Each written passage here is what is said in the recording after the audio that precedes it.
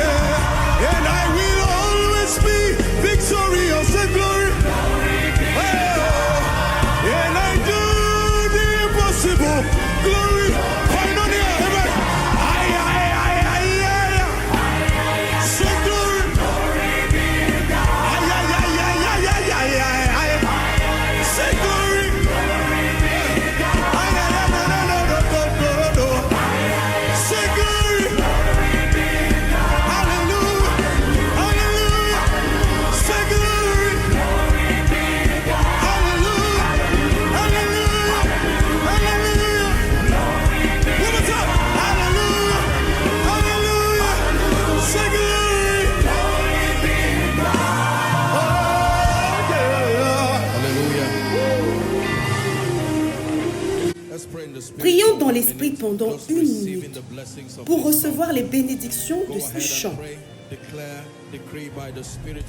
Déclarez par l'Esprit de Dieu que vous marchez sur l'ennemi.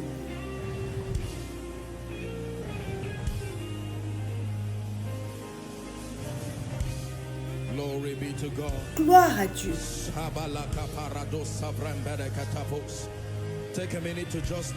Prenez 1 minute pour prier dans l'esprit comme vous le recevez, en déclarant que vous êtes victorieux, toujours victorieux, un miracle vivant.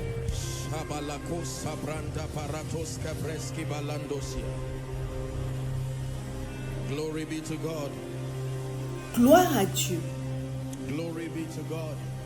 Gloire à Dieu. À travers ma vie, gloire à Dieu.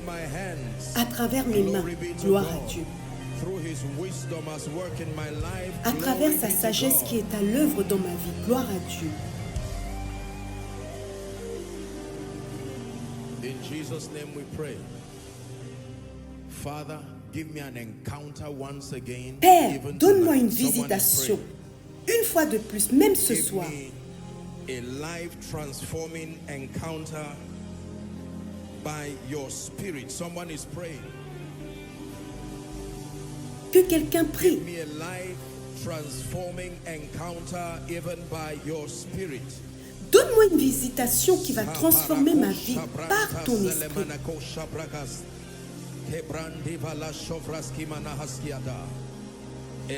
Donne-moi une visitation transformatrice de vie par ton esprit qui va m'amener à un niveau supérieur dans l'esprit et qui va transmettre en moi une sagesse plus grande, une puissance plus grande, du courage pour faire face à ma destinée, la grâce d'exceller qui rend gloire au roi à travers ma vie.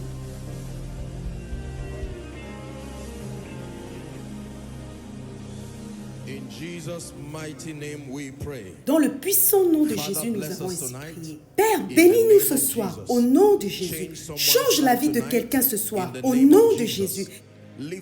Élève quelqu'un dans l'esprit au nom de Jésus. Réponds à la prière de quelqu'un au nom de Jésus. Essuie les larmes de quelqu'un au nom de Jésus. Enlève la honte de quelqu'un au nom de Jésus. Fais naître un témoignage dans la vie de quelqu'un au nom de Jésus. Réponds aux ennemis de quelqu'un ce soir au nom de Jésus. Fais jaillir le rire dans la destinée de quelqu'un au nom de Jésus. Et à toi seul soit toute la gloire, car c'est au nom puissant de Jésus que nous avons prié. À présent, notre histoire va commencer. Actes chapitre 3, à partir du verset 1. Acts chapter 3 and verse 1. Actes chapitre 3, à partir du verset 1. Pierre et Jean montaient ensemble au temple à l'heure de la prière. Que quelqu'un dise à l'heure de la prière. C'était la 9e heure, c'est-à-dire environ 3 heures de l'après-midi.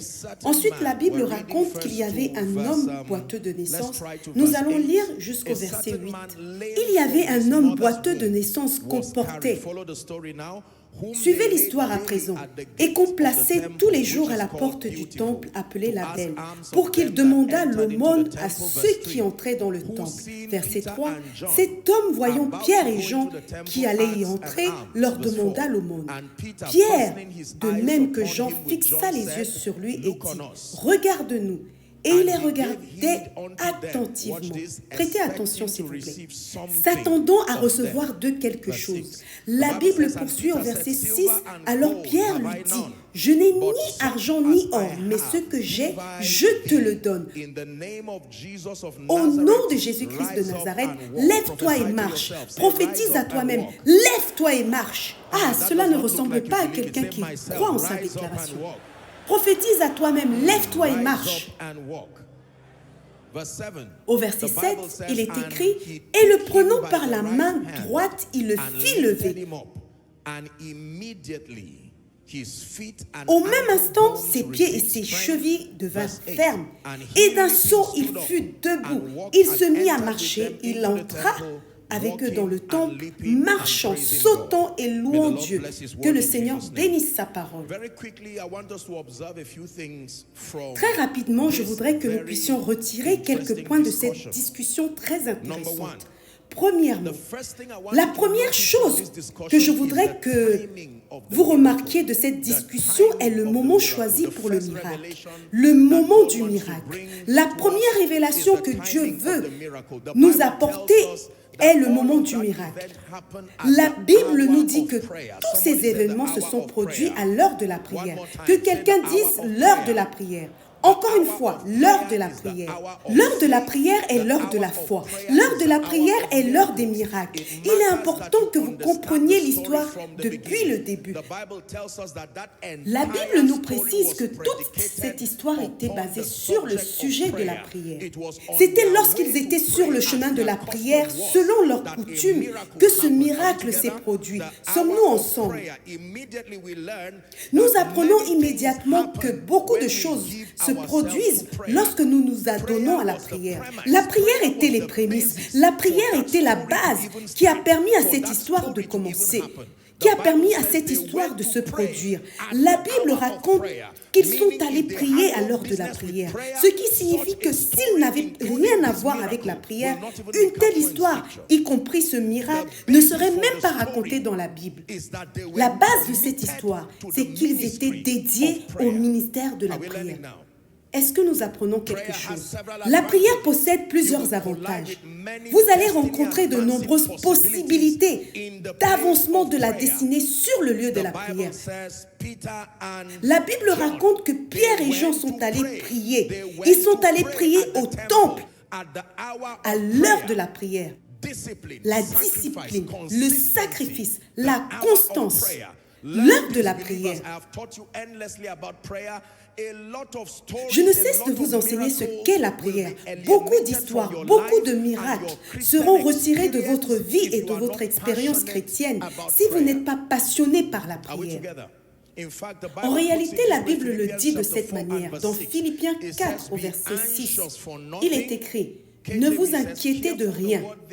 Dans une autre version, faites attention à ce mot. Il est écrit « Ne soyez pas anxieux ». J'aime la façon dont la Bible le dit.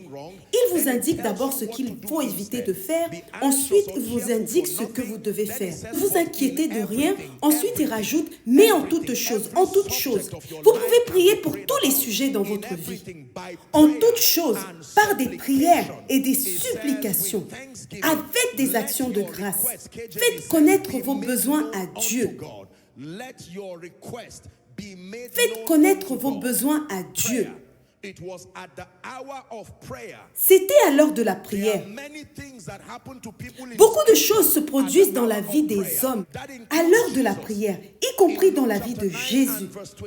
Dans Luc 9, au verset 29, il est écrit « Pendant qu'il priait, c'est-à-dire Jésus, l'aspect de son visage changea et son vêtement devint d'une éclatante blancheur. » Il y a certaines histoires que vous n'allez jamais croire à propos de Dieu et qui ne seront jamais contenues dans votre expérience chrétienne tant que vous ne serez pas un homme de prière. Par exemple, les visitations spirituelles véritables.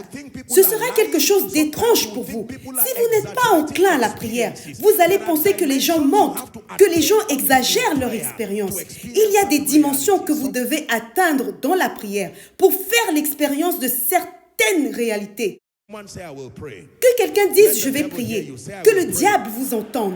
Dites « je vais prier ». L'heure de la prière. Tous ceux qui ne s'adonnaient pas à la prière n'ont pas eu l'occasion d'assister à ce témoignage.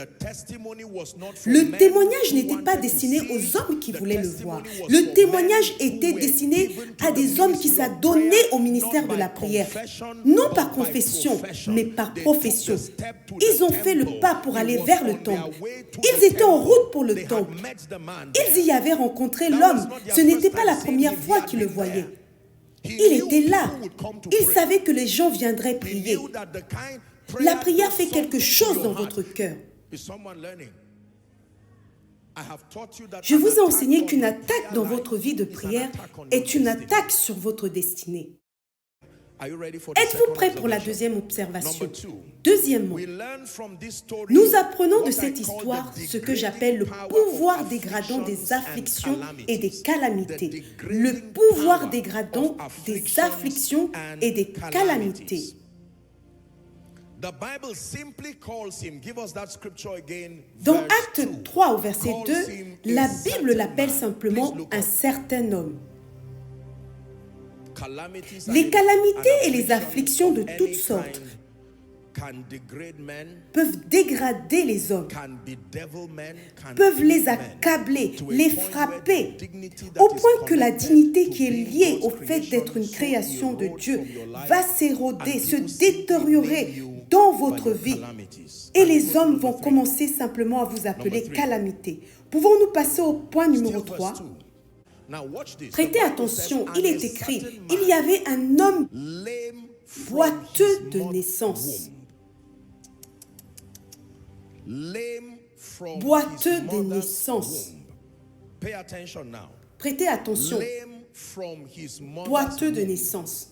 Merci Seigneur pour cette information supplémentaire.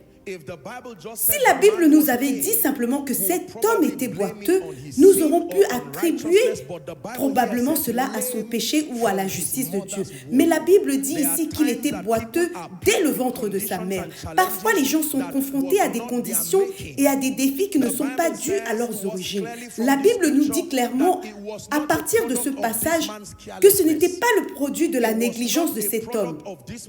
Ce n'était pas un problème de conception. Boiteux dès le ventre de sa mère. Le ventre de sa mère n'était qu'une description pour signifier que nous n'en comprenons pas l'origine. Donc la seule origine que nous puissions retracer est que depuis sa naissance, il est né de cette façon. Est-ce que quelqu'un comprend cela? À présent, laissez-moi vous dire ceci. J'en suis toujours à la troisième observation. J'ai écrit quelque chose ici. L'origine d'une affliction ou d'une maladie n'est pas aussi importante que la détermination à s'en libérer. L'origine d'une affliction, l'origine d'une maladie n'est pas aussi importante que votre détermination à vous en libérer. C'est quelque chose que vous devez apprendre. Débattre sur la cause du problème de cet homme, débattre sur la véritable origine du problème, ce n'était pas si nécessaire. Sinon, la Bible allait s'y attarder. N'est-il pas étonnant qu'à la fin de l'histoire, le plus important soit que l'homme était en train de marcher, était en train de sauter, était en train de louer Dieu. L'origine d'une affliction, l'origine d'une maladie peut être importante pour la diagnostiquer, mais ce n'est pas aussi important que la détermination à s'en libérer. C'est incroyable de voir comment les gens passent des années sans prier, sans jeûner, sans apprendre la parole de Dieu. Tout ce qui les préoccupe, c'est que je dois connaître la racine de ce problème. Ce n'est pas nécessairement mauvais, mais connaître la racine d'un problème n'est pas une garantie de délivrance. Pas plus que cela ne garantit le salut. S'il vous plaît, apprenez ceci. Beaucoup d'entre vous, par ce message, Dieu est en train de vous dire, c'est le temps d'aller de l'avant. Passer son temps à regarder en arrière dans des discussions ne résoudra rien.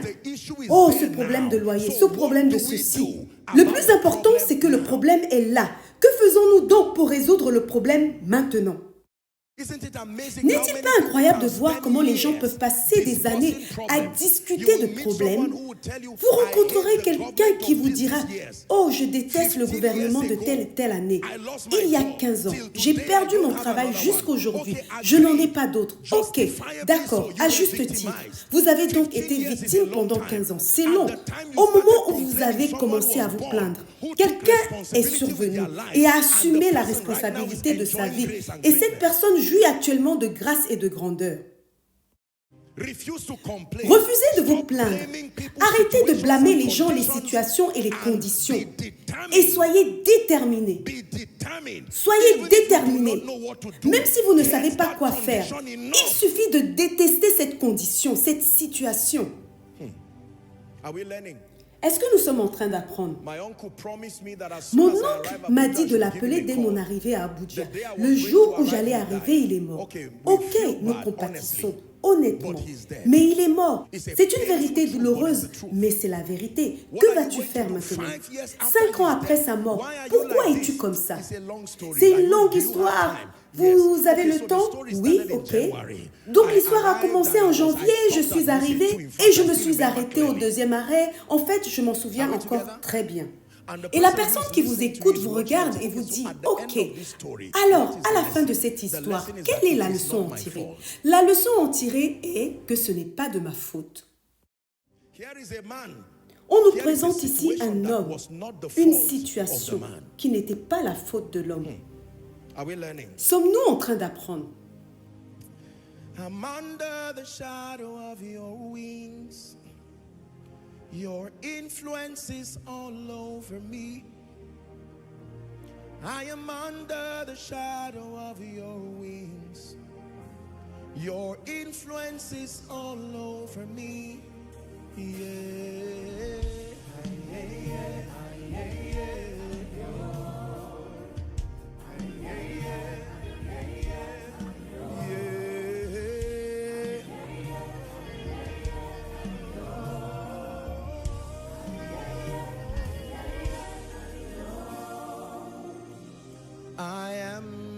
victorious. I have overcome. I am victorious. I have overcome. I am victorious. I have overcome.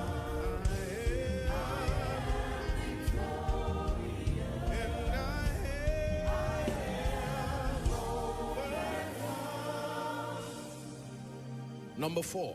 Quatrièmement, la quatrième chose que nous observons lorsque nous cherchons à explorer cette révélation, c'est qu'il y a des conséquences lorsque nous vivons des conditions, des situations négatives prolongées.